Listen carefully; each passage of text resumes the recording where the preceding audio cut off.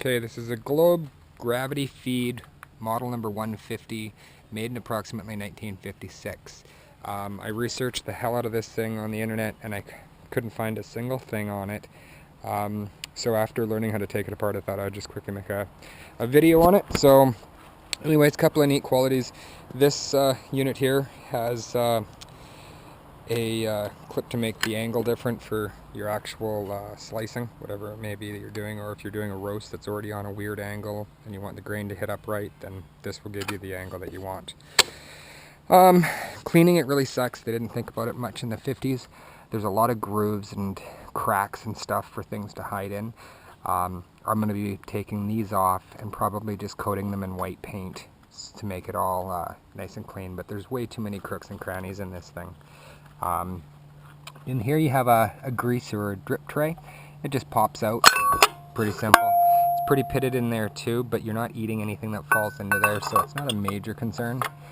But everything else, that, especially this stuff that's going to have your food land on it, I would suggest you try to get it as clean as you possibly can.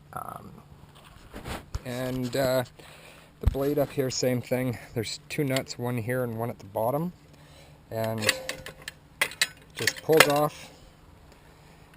You're left with your blade here. It could be resurfaced all the way around just to make sure that bacteria has no place to grow in there. As you can see, it's rusty. All that rust should probably come off. The blade sharpener is pretty cool too. That one lifts up, just this plunger here goes into it, and as you can see, there's a gap here and here. Well, that's when this dials in and locks onto the blade. You just want it to touch, and then you run it for, maybe 10-15 revolutions. Make sure these wheels stay clean as well. So then, taking the blade off itself, you have you have a nut here that's 14 mil. It pops out. Sorry, my cameraman's on holidays. As you can see, this just pops out. Sorry, right here and here. Just pops right out on you. There's 6 screws at the back, standard slot head. The only problem, another problem I see, is this groove in here has a lot of little spaces to trap food and material. So when you're done with it, each operation, you should take these screws off, soak them both in some sort of a bleach or sanitizer. The actual slicing deck comes right off, right there.